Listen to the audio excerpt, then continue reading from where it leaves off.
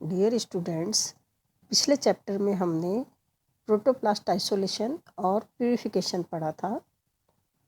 Protoplast purification में मैंने दो मेथड बताए थे, सेडिमेंटेशन एंड फ्लोटेशन। उसके पश्चात प्रोटोप्लास्ट की वायबिलिटी टेस्ट की जाती है और इस टेस्ट में प्रोटोप्लास्ट पॉजिटिव आने पर ही प्रोटोप्लास्ट का कल्चर संभव हो पाता है। प्रोटोप्लास्ट कल्चर करने से पूर्व या प्रोटोप्लास्ट कल्चर को बताने से पूर्व मैं कुछ टेक्निकल टर्म्स जो कि प्लांट टिश्यू कल्चर मेथड में काम में ली जाती है उसको बताना चाहती हूँ। कैलस कोशिकाओं का एक ग्रुप है या समूह है जो कि एक्सप्लांट को कल्चर मीडिया पर रखने से प्राप्त होता है। एक्सप्लांट पौधे का वो आइसोलेटेड मेरिस्टेमेटिक पार्ट है जो कि रूट, स्टेम और लीफ और अन्य टिश्यूज जो कि कल्चर मीडिया में काम में लिए जाते हैं एक्सप्लांट कहलाते हैं। सब कल्चर कैलस या अन्य कल्चर के छोटे छोटे टुकड़ों में विभाजित कर अन्य कल्चर मीडिया पर स्थानांतरण करना और उसके बाद में कल्चर करना ही सब कल्चर कहलाता है। Cell suspension culture callus tissue के हिलाने से बनने वाले जो छोटे छोटे टुकड़े होते हैं उनको लिक्विड कल्चर मीडिया पर कल्चर करना ही सेल सस्पेंशन कल्चर कहलाता है। सिंगल सेल कल्चर एक isolated plant cell, for example pollen grains, protoplast और किसी भी सिंगल सेल को कल्चर कर उन प्लांटलेट्स का निर्माण करना ही सिंगल सेल कल्चर कहलाता है। प्रोटोप्लास्ट सेल वॉल रहित कोशिका को प्रोटोप्लास्ट कहते हैं या नेकेड सेल को प्रोटोप्लास्ट कहते हैं। प्रोटोप्लास्ट कल्चर किसी भी प्लांट सेल्स की कोशिका भित्ति रहित करने के पश्चात उसको कल्चर मीडिया पर कल्चर करना ही प्रोटोप्लास्ट कल्चर कहलाता है। ऑर्गन कल्चर किसी भी प्लांट के different parts, for example root, stem, leaf, embryo, ovary या एंडोस्पर्म आदि को कल्चर मीडिया पर कल्चर करके उससे प्लांटलेट्स का निर्माण करना ही ऑर्गन कल्चर कहलाता है। मेरिस्टेम कल्चर जब किसी भी प्लांट के मेरिस्टेमेटिक टिश्यू को कल्चर मीडिया पर कल्चर किया जाता है और उससे फिर प्लांटलेट्स का निर्माण किया जाता है तो उसे हम मेरिस्टेम कल्चर कहते हैं। कल्चर मीडिया वे पोषक पदार्थ होते हैं जो कि इन विट्रो कंडीशन में या कृत्रिम परिस्थितियों में या लैब्स में टिश्यूज़ की ग्रोथ के लिए सहायता प्रदान करते हैं और यही कल्चर मीडिया कहलाते हैं। ऑर्गेनोजेनेसिस किसी भी प्लांट टिश्यू से कल्चर्ड कैलस से विभिन्न अंग जैसे कि रूट, स्टेम, लीफ में डिफरेंशिएशन या उसके निर्माण को ही ऑर्गेनोजेनेसिस कहते हैं। माइक्रो प्रोपोगेशन किसी भी प्लांट के vegetative parts, for example shoot apex, axillary adventitious bud या बल्ब आदि से कम समय में और कम स्थान पर अधिक संख्या में पौधों का उत्पादन लैब में कर सकते हैं या प्रयोगशाला की एसेप्टिक कंडीशन में किसी भी पात्र, टेस्ट ट्यूब्स, कॉनिकल फ्लास्क या पेटी डिशेस में करना ही माइक्रो प्रोपोगेशन कहलाता है। सोमेटिक एम्ब्रियोजेनेसिस किसी भी प्लांट की वेजिटेटिव सेल्स से उत्पन्न किए गए एम्ब्रियो के वेजिटेटिव एम्ब्रियो या एम्ब्रॉइड्स तथा इससे बनने वाला जो प्रोसेस होता है that is called as somatic embryogenesis. इन टेक्निकल टर्म्स को जानने के पश्चात आज हम पढ़ेंगे protoplast culture. A very first step of protoplast culture is development of a cell wall around the membrane of protoplast. Protoplast culture करने से पूर्व हमें प्रोटोप्लास्ट को पहले इंजीनियर्ड प्रोटोप्लास्ट में कन्वर्ट करना होगा, जो कि जीन ट्रांसफ़र मेथड के द्वारा संभव है। इंजीनियर्ड प्रोटोप्लास्ट बनाने के बाद हमें उस इंजीनियर्ड प्रोटोप्लास्ट के चारों ओर सेल मेम्ब्रेन या सेल वॉल डेवलप करनी पड़ती है और उसके बाद ही प्रोटोप्लास्ट कल्चर संभव हो पाता है। प्रोटोप्लास्ट को कल्चर करने के लिए बहुत सारे मेथड काम में लिए जाते हैं। Number 1, hanging drop cultures technique, micro drop culture technique, agar media culture technique, and the fourth is multiple drop culture technique. Hanging drop culture technique, इस टेक्निक में एक विशेष प्रकार की स्लाइड प्रयुक्त होती है जिसके मध्य में खांच होती है और उसमें कल्चर मीडिया भरा हुआ रहता है और कवर स्लिप पर कोशिका को इस प्रकार से लटकाया जाता है कि यह कल्चर मीडिया को न छू पाए। कवर स्लिप को मोम की सहायता से बाद में सील कर दिया जाता है। Second technique is micro drop culture technique.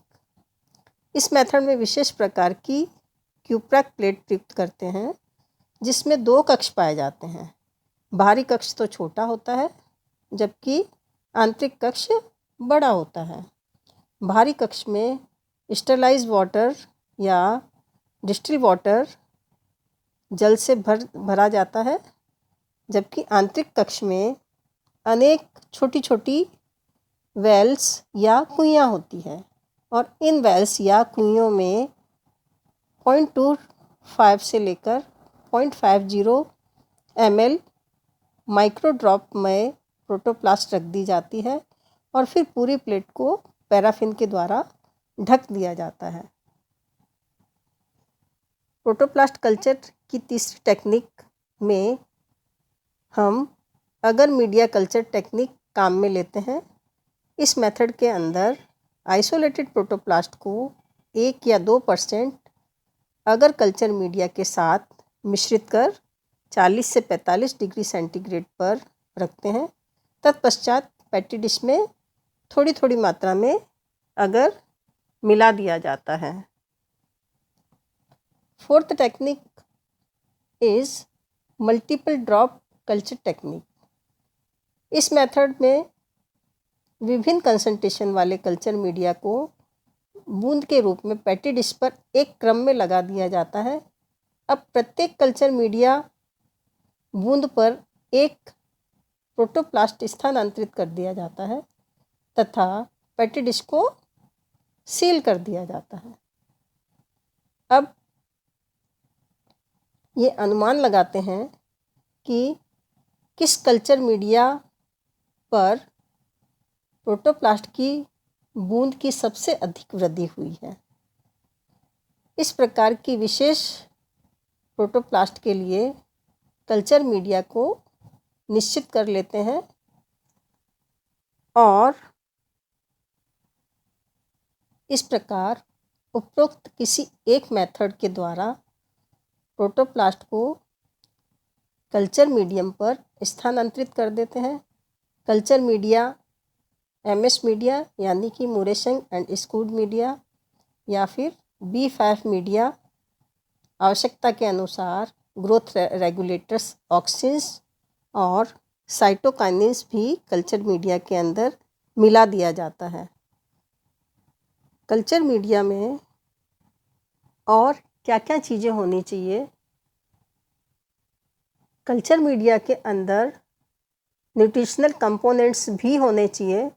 Media should be devoid of ammonium and quantities of iron and zinc should be less, यानी कि अमोनिया नहीं होना चाहिए, जबकि आयरन और जिंक जो है इसकी क्वांटिटी कम होनी चाहिए।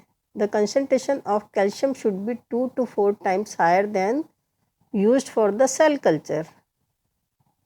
कैल्शियम की क्वांटिटी ज़्यादा होनी चाहिए क्योंकि it is needed for membrane stability. Membrane की स्टेबिलिटी जो है उसके लिए ये आवश्यक है।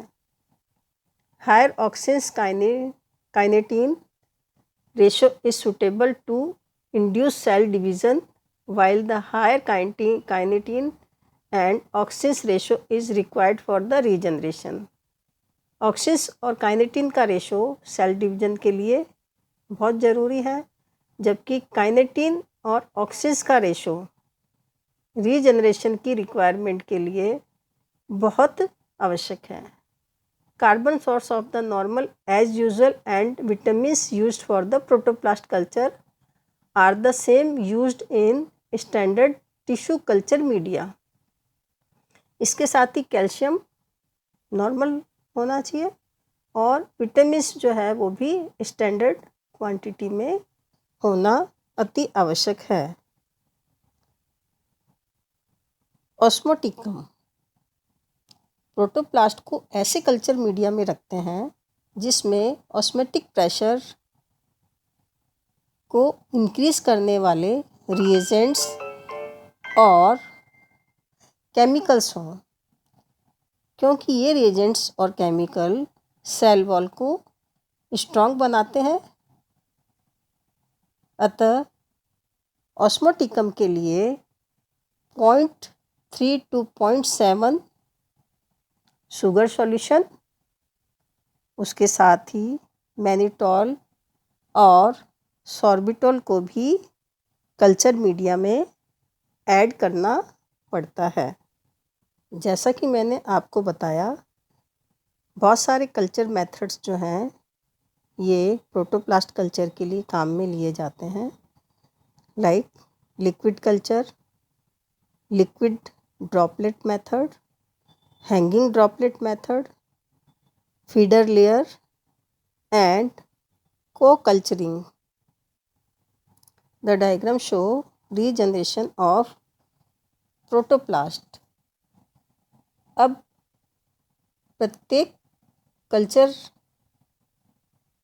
मीडिया में प्रोटोप्लास्ट कल्चर करने के पश्चात 2 से 4 दिनों में इस इंजीनियर्ड प्रोटोप्लास्ट के चारों ओर न्यू सेल वॉल का निर्माण शुरू हो जाता है। वॉल बनते ही सेल डिवीज़न स्टार्ट हो जाता है और 2 या 3 सप्ताह में मल्टी सेलुलर कैलस का निर्माण हो जाता है या मल्टी सेलुलर कैलस बन जाता है। इस कैलस को लंबे समय तक प्रिजर्व करने के लिए फ्रेश कल्चर मीडिया पर सब कल्चर करते रहते हैं तथा आवश्यकता के अनुसार इन्हें साइटोकाइनिन युक्त कल्चर मीडिया पर रखा जाता है ताकि शूट या तना और उसके बाद में रूट का निर्माण हो सके। जब शूट और रूट पूरी तरह से डेवलप हो जाते हैं तो फिर प्लांटलेट्स जो हैं वो बनते हैं और ये प्लांटलेट्स जो हैं ये कहलाते हैं इंजीनियर्ड प्लांटलेट्स। यहाँ पर डायग्राम में आप देख सकते हैं sweet orange suspension culture protoplast. इस डायग्राम में आप प्रोटोप्लास्ट कल्चर का पूरा प्रोसेस देख सकते हैं।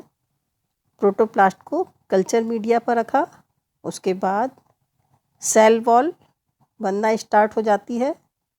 अब इस इंजीनियर्ड सेल वॉल का मल्टीप्लिकेशन स्टार्ट हो जाता है, यानी कि सेल डिवीज़न स्टार्ट हो जाता है और एक कैलस बन जाता है, means group of cells callus develop हो जाता है। और इस कैलस को जब हम प्रिजर्व करते हैं या फिर ताज़े मीडियम पर सब कल्चर करते रहते हैं, सब कल्चर करने के पश्चात इसमें आवश्यकता अनुसार साइटोकाइनिन डाला जाता है, जो कि शूट को स्टिमुलेट करता है, तथा बाद में रूट को स्टिमुलेट करने वाले हार्मोन्स डाले जाते हैं, मीन्स ऑक्सिन्स डाला जाता है, जिससे कि पूरी तरह से प्लांटलेट्स बन जाते हैं। अब नेक्स्ट चैप्टर जो है उसमें हम पढ़ेंगे फ्यूज़न ऑफ प्रोटोप्लास्ट और somatic hybridization, second part. Thank you guys.